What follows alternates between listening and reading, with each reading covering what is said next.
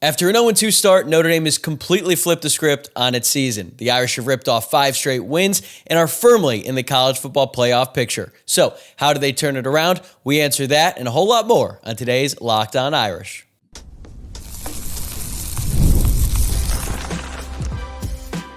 You are Locked On Irish, your daily podcast on the Notre Dame Fighting Irish.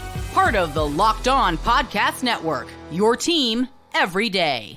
Hey, what's going on and welcome in. This is Locked On Irish, your daily home for Notre Dame football. I'm your host, Tyler Wojciak. I'm a Notre Dame alum, producer at Fox Sports, and I've been covering the Irish since 2020. It is Thursday, October 23rd, and thanks as always for making this your first watch or listen of the day. This episode is presented by FanDuel. Right now, new customers can bet just $5, and if your bet wins, you'll get $300 in bonus bets to use across the app. Download the app today. Please subscribe on YouTube or follow on your preferred podcast platform. And this is the final day to submit mailbag questions before tomorrow's episode. So make sure you submit those in the comments or on social media. But as for today, I'm going to be joined by Jamie Uyeyama from Irish Sports Daily to break down how Notre Dame has completely turned its season around after a pretty rough start, to say the least. We're going to start with the defense and what's changed under Chris Ash and how players like Boubacar Traore and the linebacker unit have taken huge leaps. Then we're going to shift to the offense and talk about how Mike Denbrock's group has been so dynamic this year, powered by running backs Jeremiah Love and Jadarian Price, a talented young quarterback in CJ Carr, and an offensive line that looks much improved. Let's dive into it.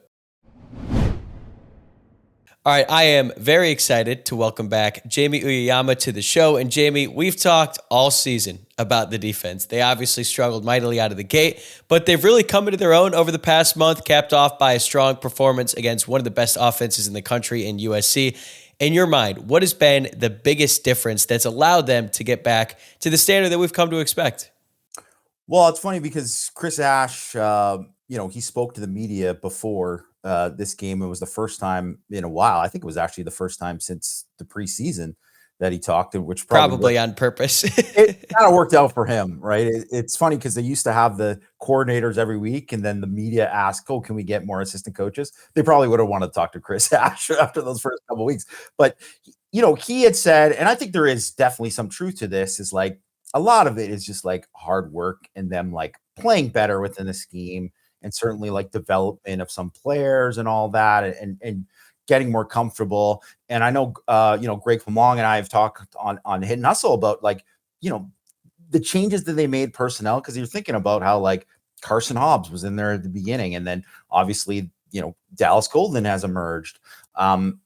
Tay Johnson became a starter. Like those are big things. And I think they kind of found out like Elijah Hughes wasn't really a guy in the first couple of games. He has been a guy for Notre Dame going forward. So there's certainly some of the personnel changes and that has played a factor, but it would just be a flat out lie to say that they haven't changed things and like structurally, not like in a big way, but in a way to go back towards more of what they did last year. And it's not just like with the man coverage, on the back end, that's part of it.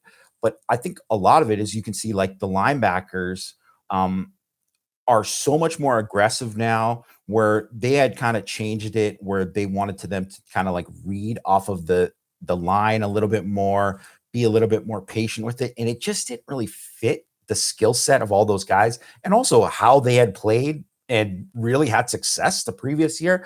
So I think that's one of the big reasons where, I mean, they're certainly blitzing those guys more, especially on like, early downs, or obvious pass downs when it's like second and long, they're blitzing those guys more, and they're doing more things like inside with the stunts and stuff like tackle stunt, TT stunt. That has been a thing where it's a go-to staple now for Notre Dame's defense. And that was something that was a go-to staple with Mills and Cross, but they didn't really do a lot of that early on. And now you're just seeing more of that kind of mixed in, and it is just all kind of equal to them playing at such a high level in terms of like the speed at which they're playing. They're playing more man cover. The backers are playing more man coverage on the backs. And that was huge in this game, like in terms of what they were doing with the screen game. And it's really been huge with how they've defended the screen the last few weeks. And that is, I think, really like unlocked a guy like Drake Bowen, where you're seeing him playing at the level that people expected him to prior to the season, and now he's there. Right. One of the biggest issues at the start of the year was they just could not get any pressure on the quarterback. And part of that was due to the scheme. They were never blitzing. I think it was the Purdue game. They blitzed them 6 total times in the game. And when you consider how bad they looked in the first half, that was pretty jarring. They only blitzed Jaden Mayava 12 times and 44 dropbacks, but they got pressure on 17. So those are pretty good numbers. And it also helps to have a stud like Boubacar Traore coming off the edge. He's been playing really well as of late, and you have been tracking his rise closely. What have you seen from him that's made him such a constant disruptor over the course of this past month? I mean, one of the things with him this year that I've definitely noticed is he is so improved from down to down as a guy that plays the run. And that is something that you maybe don't associate with like, oh, that helps him also become a better pass rusher too. But you can just see how he fires off the ball on early downs in a different way than he was before, where he was kind of feeling it out more. And now he's just playing free and just he's able to read it, but play within the scheme and play within himself, but still be aggressive. And you see how quick he is off the ball and how he's like, has the confidence to, he had the one early in the game, he jumped off sides. You know what? You can take it with a guy like that because you want him to be aggressive. You want him to, be on top of the snap count and guess sometimes, because a lot of those times that's going to turn into something. And I think that has, and then you just see with his overall game, he's got like a deep bag of moves and counters that you just don't see a lot out of a lot of college football defensive ends, where you're just starting to see more where before, he's a speed rush and then you'd see like speed to power. And now you're seeing, well, he's doing the spin move and he's doing a little bit more counters with jab steps and stuff. And it's all there because he has that physical ability. Now you're just seeing the confidence of him kind of being able to do it. And that's what you see in this last game where he gets 6 pressures. He was, he's a dominant player out there. And I mean, it's crazy because I think he would have got there last year if he would have able to continue to play, if he didn't hurt his knee, and he would have got there by like the end of the year at some point. And now you're just kind of seeing it like he's basically had like a full season now of football when you add the two together. And I mean, the product is what it is. The results are great. It's funny, too, because he had his first big moment in college football against USC a couple years ago when he got that sack on Caleb Williams going into the end of the first half. And he didn't have a move on that play. It was just, I'm faster than the right tackle. He blew by him, forces the sack and the forced fumble, and then, the ensuing penalty and all that after. He looks like such a different player now physically and all the tools he has in his bag. But he's not the only guy that was able to get after the passer in this game. I thought this was the best usage of Jalen Sneed that we have seen all season, and he played a lot. Like, I'm looking at the snap counts here. I mean, Drake Bowen was out there the most with 68. KVA was right behind him with 49. But like Osbury still got 34 snaps and Sneed got 31 snaps. So they have 4 highly effective guys. What have you noticed about how they use each individual linebacker? Because they all have their strengths and weaknesses, and they still are able to rotate pretty frequently. Yeah, I think one of the things with Sneed is that he's always been a guy who's a sub-package guy who could really succeed in a specific role. And they just weren't using him the same like they were towards the back half of last year, where you kind of saw him unlocked a little bit.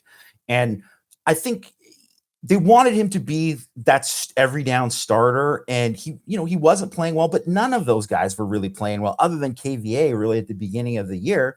And a lot of the KVA stuff where he was playing well was him just like making plays and just being instinctive and not really playing within the scheme, but just him just being a dude within himself. And I think one of the things you just saw in this game was like all of those guys were playing the same way, where they were so much more confident in what they were seeing. When they saw counter, it was like downhill. Like they were attacking, and they were just so much more confident within themselves to take those chances where they were like triggering and playing in the way that you think were now all those guys. It's not like everyone has to fit in a box. They can all do certain things. And like you can see, like Bowen can rush the passer. He obviously can play in coverage and do a lot of things too. And Osbury has that ability too. It's just that, maybe you didn't see enough of it because they weren't like using it in that way. And with Snead, he is someone who's just confidence is huge for him. You can see when he is playing where he knows that he's at a high level, it's like you're turning the knob and he's just going and in a different way, the volume is turned up and he's just coming and not stopping. And then with KVA, one of the things is he's so versatile that he can do so much where he could stack. He could be like an old school Sam where he can stack up on a tight end and dominate that guy at the point of the attack, but he can also rush the passer. He obviously got a sack in this game. Boubacar helped out with that. And he can do so many different things.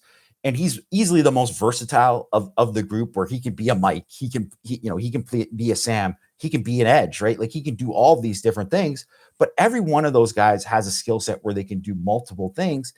And it's just kind of asking them to do that. And they were kind of neutered before, to be honest, right? Like to like not sorry for the term, but it's kind of what it was, right? And now you're just seeing it unlock. And now I think you're seeing why all those snap counts are up is because they feel comfortable with those guys playing in all situations. Yeah, you watch that Miami game and the way that the linebackers moved around in the field. It's shocking that it's the same players out there, but the front seven just seems to be working together as a unit now. And I'm not going to lie, going into that game when I found out that Gabriel Rubio was not only out for the game, but is now apparently going to miss a big chunk of the regular season, I was pretty worried. And I was like, this is the worst time for this to happen, especially when you consider the conditions that we expected and what USC was able to do on the ground the week before against Michigan. But then Onye goes out there and plays a great game. Elijah Hughes played a great game, but it seems like everyone is working together. But what do you think set up the D tackles for success in this game? Was it just they played better, or do you think Notre Dame did different things to sort of make up for the loss of Rubio? I think it's honestly, it was them just winning the matchup most of the time, excuse me. Like I said, they did some of that stuff where they're doing more of that movement in terms of stunts and things with those two guys in particular inside. And that has made a difference, but there's just so many plays where if you look at like the play where Onye, flushed Maeva out of the pocket and Uyeyama got the forced fumble, got called back because of a penalty, but that was him just winning straight up. Like he just beat that guard straight up, got an edge, knocked away his hands and that looked like the guy that people thought Onye was going to be this year. And frankly, the guy that he looked like before, he left the team last year. So, and a lot of it too, where you saw like Elijah Hughes was just winning like straight up, like when he would get pressure. And there's so much of that. I think, someone like Heinisch, he is, obviously undersized and he really relies on the movement. Like he needs the kind of movement to really succeed. Obviously he's a fighter. He's a guy who's going to scrap every inch he gets, but it was just simply like, if you look at like a guy like Jared Dawson, he's under 290 pounds, but he's holding up at the point of attack against a double team in a way that he wasn't before. So there is a certain amount of like, those guys just played better. They're developing, I think that is certainly, I think with like Elijah Hughes, you could just see the development with him and the improvement. And I was in the same boat as you. I thought like this could be a big problem because they really needed those guys to win consistently. And Rubio was the only guy that has basically throughout this whole first, 6 games that he had been the best defensive tackle and consistently won at the point of attack. And now you kind of feel like they can survive that time with him out because of the way those guys played in this game. We're going to be right back with Jamie in a moment to discuss how impressive Notre Dame's offensive line was against USC. But before we do, I want to tell you about Quo. One of the tools that help make a huge difference for business owners is Quo, formerly Open Phone. It's the same great business phone system you've heard me talk about before, just with the new name. And here's why it matters. Every missed call is money left on the table. When every customer conversation counts, you need a phone system that keeps you connected 24/7. Quo is the #1 business phone system that streamlines customer communications. It works right through an app on your phone or a computer, so no more carrying 2 phones or relying on a landline. Their built-in AI agent is a game changer. It can answer after-hours calls, capture leads, and keep businesses moving even when you're off the clock. Whether you're a solo operator juggling everything or part of a larger team, Quo makes it easy to stay responsive and professional. See why over 90,000 businesses trust Quo, formerly Open Phone. Get started free and get 20% off your first 6 months at quo.com/lockedoncollege. That's QUO.com/lockedoncollege. And if you've got existing numbers with another service, Quo will port them over at no extra charge. Quo, no missed calls, no missed customers. Today's episode is presented by FanDuel. The NFL season is here and FanDuel has an offer that you don't want to miss. Right now, new customers can bet just $5 and get $300 in bonus bets if you win. That's right. Pick a bet, put down $5, and if it hits, you'll unlock $300 in bonus bets to use across the app. I love how FanDuel gives me so many ways to play. I've built parlays, tried player props, and even followed the live lines during games. It makes watching football even more exciting when you've got a little something riding on the action. Whether you're a casual fan or love diving into the stats, FanDuel makes the game day experience so much better. All right, here's my pick. We're going to look at Thursday Night Football tonight. Look, it has not been a great run of picks on the show as of late, but we're going to get back in the win column. I'm taking Chargers -3.5 tonight against the Vikings. So what are you waiting for? Visit FanDuel.com or to download the FanDuel app today and get started. Flipping it over to the offensive side of the ball, I was pretty worried too that Notre Dame was going to be starting without Ashton Craig at center in this one. And I guess I just assumed when he went down that they would start Sullivan Absher there, considering he was playing center during spring practice. He started in the spring game, but then Marcus Freeman was adamant that they were going to go with Joe Otting, and I didn't really know what to expect, but man, whatever my expectations were, he absolutely blew them away. And then you consider the fact that Billy Schrauth was just gutting it out, dealing with what we know now is a pretty significant injury to his knee. So given that they were basically playing down one starter and half of another starter, like what does their performance say about the cohesion and coaching in that O-line room? I mean, it was a masterful performance by those guys. And Schrauth, you just can't say enough about it. Like, I mean, what a tough kid. And I'm really, too, he probably didn't get enough credit last year because he basically played on one ankle for most of the season. I noticed that in the USC game. I mean, he looked like he had a boot on his foot. I didn't really notice it on TV, but when you could see it up close, like the amount of tape, that was not a normal spat. Yeah, and anyone who would see him like kind of walking around on the sideline or pre-games, if you were ever at the games, I mean, he was walking on one foot. He could barely move, and he would gut it out for when they were playing, and it was incredible. And I mean, I don't know if there's too many other guys who could have done what he did in this game and play at that level. Certainly not, right? So you got to give a credit to him. But I mean, really, all of those guys, and I think for the most part, they've played really, really well protecting CJ Carr and have done a great job. Obviously, they've done a great job like working together in unison in terms of like blitz pickup and all that along with the backs. And that has been a big thing for them. But just in this game, you could just see that they were able to work together in cohesion. I think one of the things is that Mike Denbrock and Joe Rudolph don't get enough credit for like what they did in terms of like schematically in this game that kind of like mixed it up where they changed formations. They ran the same plays over and over again. They ran power, they ran counter, they ran duo. They did all that, but they always just made slight little variations to it. And a lot of it was keyed off the tight end. And you could tell USC was keying off the tight end, but that wasn't always giving them the look that they thought they were going to get. And when they were playing too high all the time too, and with those safeties reacting to that, I mean, obviously it was a huge mistake for them to play too high that often. But I had heard before the game that they were like deathly afraid of getting cooked in the secondary in this game. And they probably should have, adjusted as they went along, but they didn't, and it ultimately cost them. Did they look outside at the weather? They should have probably. I have so many questions about the USC defensive game plan. I mean, they bring in Dan Tonlin. It's his second season. When they hired him, it was a huge deal because he completely revamped UCLA's defense into one of the best in the country in his lone year there. But the more I've been thinking about it, I think the way that USC beat Michigan was the best thing that could have happened to Notre Dame, because I think it gave USC some false confidence that they could do the same thing against Notre Dame, and they're a little bit more concerned about CJ Carr's passing ability compared to Bryce Underwood, so they go too high all game thinking that they're going to see the same result in the front seven, and that was just not the case at all.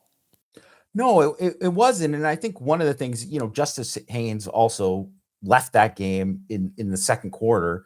He had 51 yards in the second quarter. He probably was going to go off and get 120, whatever before the end of the game was over. That played a factor in it. But one, I don't think that people have accounted for, Michigan is not as good as Notre Dame. They're not. They're not even close. They shouldn't be ranked. They shouldn't be. They shouldn't be. And they've been frankly exposed. And the other thing is that they weren't afraid of Bryce Underwood throwing because they knew that Michigan didn't have weapons there. So they didn't have to play in the same way that they're playing against Notre Dame. And even the way they played against Notre Dame last year, even though Notre Dame ran the ball on them pretty well last year, but you didn't have to worry about the vertical threat with Riley Leonard in the same way that you were. You didn't have to worry about the one-on-ones as much. I mean, even at that time, I don't think anyone was thinking in terms of defensively, well, we really got to make sure that Jaden Greathouse is going to go off or something like that. That wasn't how teams played it. They were all strictly concerned with the running game, the quarterback run, all of that. And now it just opens it up to, you kind of got to pick your poison. And Greg, mentioned it on Hidden Hustle this week too, about how NC State really said, okay, well, we're going to do this. We're going to give you that. See if you can take it. And then they got cooked in the secondary, and USC chose option B, and they got cooked on the ground. I could understand it at the beginning of the game when it was dry. I mean, the field was still pretty wet though, because again, it was pouring for a solid hour and a half, just 2 hours before kickoff. And then Carr comes out. He's clearly not on his game. And it felt like it just took USC forever to adjust. They were so worried about the pass. But honestly, credit to Carr for honestly scaring him as much as he did. But to me, it felt like this is the first time that the running backs and the O-line just dominated in tandem, because Price and Love have been playing terrific all year long. But the fact that Notre Dame had 122 rushing yards before contact, I've been bringing that stat up all week. I just think it's so impressive because they're obviously very hard to bring down. And I want to actually focus on Jadarian Price here for a second because, look, going into the season, we already knew Jeremiah Love was great. We thought Jadarian Price would be good, but he has taken his game to another level. How much of that do you attribute to Price's experience versus how Jaywan Sider has developed him in his one and only year as Price's running backs coach? Well, I think one of the things you could say, give some credit to Sider, because I think Price, in terms of how he has approached things, he used to always just I got to hit it. I got to hit the hole. And he wasn't as patient as Love. And even though he had the ability to kind of go from 0 to 60 and really put his foot in the ground and go, he was always go, go, go. He's see it and go, instead of waiting for it to develop, just a split second and then going. And you could just tell he's just been a little bit more patient with it. And when it's opened up, he's gone. Right. And that has really helped him. But I think the biggest thing for him is just personally, you could see with his development is his contact balance is so much better. It's so much better. It wasn't like he was a super easy guy to tackle last year. Obviously, he make people miss in space. That has always been a thing that he's been really good at. He's got great lateral movement, but he would get tripped up probably too easily at times. And you just don't see that very often anymore. Now it's if some guy's kind of swiping at his ankles, he's keeping his feet, and then he's going for another 10, 15 or something like that. And that has been honestly the hugest difference in his game, where he's so much more of a complete back because of that. And I know his numbers of yards after contact probably aren't the exact same, because he was first in yards after contact, I think, out of all the backs last year in the country. But a lot of that was just him getting barely touched and then him running 60 to the crib or something. This year, it's different. You can just see him, gains that are supposed to be 4-yard gains, he's turning them into 8, 9, all that. That has been the biggest difference. Price has 308 yards after contact. Jeremiah Love has 468. So they're doing all right with their backs. And something I found really interesting in your rewatch notes is you mentioned how Jeremiah Love's patience and vision have really he's taken it to another level this season. Can you elaborate on some of the subtle things that Love does that make him even harder to defend?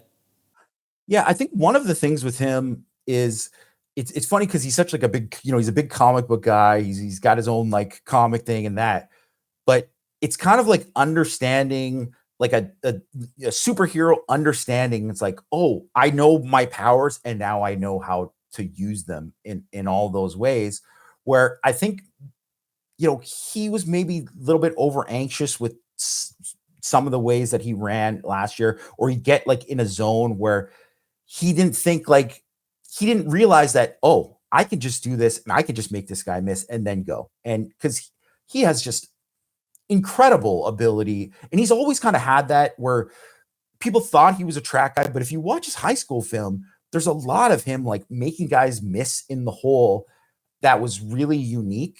And he's able to kind of do that and also know like he just has a much better feel where maybe, at the beginning of the year, maybe he's leaping too much trying to like, get some of those highlights. But you can also see that he has a better understanding of like, now I got to run through this guy, or now I gotta, now I can move this, or I'm going to avoid this hit here, or I'm going to protect the ball here. All of these kind of things you just see like little subtleties in his game. And obviously there's that, if anyone who hasn't seen it, I'm sure like a bunch of Notre Dame fans saw it, of like him going through the bags in camp. Matt Freeman got this great video of him going through the bags in camp, and it looks like it's sped up. It looks like, something that was like a doctored AI kind of video, but it's actually him. And that is the kind of ability he has. And it's all just like, it's so much of it is just like harnessing that ability and knowing like when to use different things. And I think this game was probably the best example of all of those things, where he just he knew exactly when I got to go, or I got to just wait here and that. And it was just, he was in a zone. And I think it was obviously just an exceptional performance. His change of pace is so special. There was this one play, I think it was in the third quarter, where he fires through the hole. He's going full speed. Then he gets into the second level, slows down, but he's not like stopping his feet. He's still moving, but he just kind of almost comes to a near halt, then sees another hole and just hits it so hard. And the defense just has no idea how to get the correct angle on him, because he can cut and accelerate on a dime. Jamie is going to be right back with us in a second to evaluate CJ Carr's development this season and look ahead to what this team could look like by the time the college football playoff rolls around. But before we get to that, here's a word from Mazda. Mazda crafts cars for those who do more than simply move. From footwork to breathwork, athletes sweat all the details. Mazda brings this same attention to how we craft every model. You can make everyday drives feel like anything but, from smooth handling to intuitive controls. With all-wheel drive standard in every crossover SUV, you can drive with confidence through almost any season.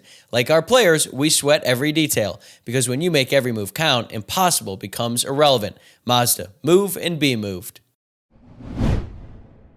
I want to talk about CJ Carr because, funny enough, the last time you came on the show was literally the day CJ Carr was announced the starting quarterback, and we didn't really know how to talk about it because both of us had kind of expected Kenny Minchie to get the job. Obviously, CJ has done a really good job for most of the season. Wasn't his best game against USC, but how would you evaluate his performance this season relative to your expectations coming in? I mean, I think relative to expectations, he's been outstanding, right? And obviously, this wasn't his best game, and he's had some, a little bit of ups and downs. Those are all expected. Like a guy who's just starting for the first time in college football, he's gonna, they're getting more film on him. They're gonna give him different looks. This was easily the game where he got the most of like, we're going too high and we're taking this away. We're taking all of these like one-on-one shots away that they've been able to kind of take advantage of. So it's a little bit harder to navigate and all that. And, but I think one of the things that you've seen with him that I've been like so impressed with, outside of this game is obviously accuracy, but that I think people kind of knew about. It's his ability to kind of like think the game pre-snap and getting into the right checks, getting the right protection, checking into different run plays, where this game, if you look at like, I bet his grade for his actual play and some of the stuff that he did in the game was probably far better than what we saw from the performance, because there were a lot of times where I was like, they checked into this run, or you can see him move Love here because of this, or rare to no check over here because we're going to run this, we're going to run split zone here instead of this. And that is just the kind of stuff you don't expect at all from anyone who's like the first time starter. And it's just such a different level to have that. And frankly, like, I think it took Riley Leonard probably until like halfway through the season you started to see more of that from him, where he felt that comfort level of Mike Denbrock's offense. Obviously, Carr has had a year in the offense, really, so that's partly beneficial, but he hasn't been doing it in actual live action and doing that. So that part of it has just been, I think, exceptional. And I loved Greg's analogy of kind of comparing him to Kobe Bryant, where you're like, he can kind of get in his own head a little bit, where he's like forcing things. And maybe that's like probably part of the reason why he didn't win the job convincingly, was because he had days like he had, against USC. And you can see that, but I don't think that's going to be a problem like long term. He's still 23rd in the country in QBR. And they've played the harder defenses that they're going to play outside of Pitt, really, right? So I have a feeling like, he's going to just keep like growing from it. Obviously, there's going to be more challenges if they do make the playoff and all that comes with it. But I've just actually been blown away by, how well he's played and how well he's handled it. And I mean, there's obviously when people are already, outside of the program are already talking like, oh yeah, he's a first round pick. Like, I mean, it says pretty much everything you need to know. Yeah, I feel like all season we were thinking like, how is there a quarterback competition when you looked at just how good he was playing week in and week out, and then the way that this game went and the way that he was clearly pressing, you're like, okay, I could see it now. I could see how that may have happened in camp, but I think he's going to be just fine going forward. But the last question I have for you, now that Notre Dame has won 5 straight and they look like a complete football team, minus maybe the kicking situation, they still got to get that figured out. But what aspects of this team and their play feel the most sustainable, not only heading into the final stretch, but against some of the better opponents they hope to see if they make the playoff? And then what gives you pause? I mean, it's funny. This is kind of crazy when you think about like how the season started on defense, but I really think what they're doing on defense is very sustainable. And I actually think they're going to keep continuing to get better because there's so much of these guys like a Boubacar who you think like there's more there with him. There's more there with the linebackers. Like KVA is still just like a baby in terms of what he is in terms of as a player. And he's such an impactful guy, but it's only gonna grow. And you're gonna see like Tay Johnson he's already, I've been blown away by what he's done so far, but he is clearly going to be a guy who's going to be, a special player at Notre Dame. And I just think when you think of that, you think of like some of like the internal development with what they have there on defense. I just think that they're just going to keep growing. And I think, they're 10th in DF plus right now, combined FEI and SP plus, which was like unfathomable considering where they started the season. Yeah. And it could get to a point where they're, a top 5 defense again by the end of the season. I really do believe that. And then I think with more of the things with on offense, it's like, I still think they're obviously going to be pretty special and, but you do have to wonder, because Carr, is he going to have some more of these days? And if that's there, and obviously Billy Schrauth, that's a big injury. It's a big injury. He's been the best player for them up front all year. It would have been great if Charles Jagusaw was back at this time, and then they could have plugged him in and whatever and kept going. But obviously that isn't going to happen. And frankly, no one really knows when or if he will be back at some point. I think the assumption is maybe in the playoff, or, if they get to that point. Schrauth or Jagusaw? Jagusaw, sorry, okay. Right? With Schrauth, I think like I would say whatever the timeline is, he will be back before that. Just because he's like gonna want to play. And he'll be like, can I hurt it that much worse? Then I'm playing. Because you just saw him play on that ankle last year where he shouldn't have been playing and he still was. So I'm going to guess that Shroud, if it was like let's just say it was a 6-week injury, he'll be back at full, like something like that. But they have to go through this time where Absher, now I think he'll be able to play well. I mean, I certainly don't think he's going to be tested too much against BC in some of these other games, but like he has to play at a certain level. And you still have Auding has only started one game. So that's inexperienced. It's a little bit like last year where they're in that same position with those two guys that, they have to replace a guard in the center and have those guys, fill in. Joe Rudolph has done an exceptional job at getting those guys ready. And obviously these guys they're 4-star kids. They're talented players. Most of the guys who are actually, the 7, 8, the 6, 7, 8 guys on Notre Dame, just like it was last year, those guys could start for other programs. So it's not like that huge of a drop off comparatively, but when it's going to get tougher, it's like, how are they going to survive that? Can they get Jaden Greathouse back? I think it is important he's got to get back because I still think he can still be a big part of the offense.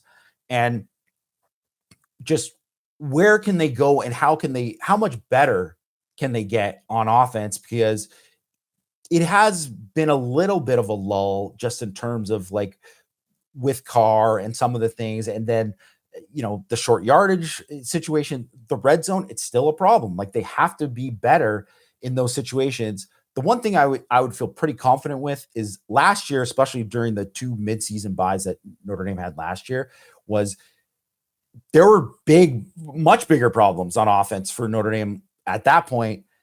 And Mike Denbrock and the staff seemed to have the answers that came out of it. And they came out of those buys so much better both times. And I think it's a little bit different when you come out of the week 1 buy and you have that. And now it's like, well, you got more stuff. There's more self-scouting that's going on. So I've imagined that they're going to be a lot better in some of the areas. Like I think they're going to be better on 3rd down, better in short yard, just have a little bit more. And they were obviously good in short yardage this game. It's tough to take it away because USC's defense has been trashed on short yardage all season. Jamie, this has been terrific as always, and you can read all of his work at irishsportsdaily.com and listen to him every week with another friend of the program, Greg Flamung, on Hit and Hustle, one of my favorite shows. Jamie, thanks as always for the time, man. Had a lot of fun doing this. We'll have to do it again soon. Yeah, thanks, Tyler. Anytime, man. That's going to do it for today's episode of Locked On Irish. Thanks again for tuning in and for making this your first watch or listen of the day. Before you head out, please subscribe on YouTube or follow, rate, and review wherever you listen to podcasts to help more Notre Dame fans find the show. Also, this is your last call to submit mailbag questions for Friday's mailbag, and I'm going to be back here tomorrow morning to answer as many as I can, and I am already looking forward to it. Until then, have a great rest of your day, and I'll see you Friday.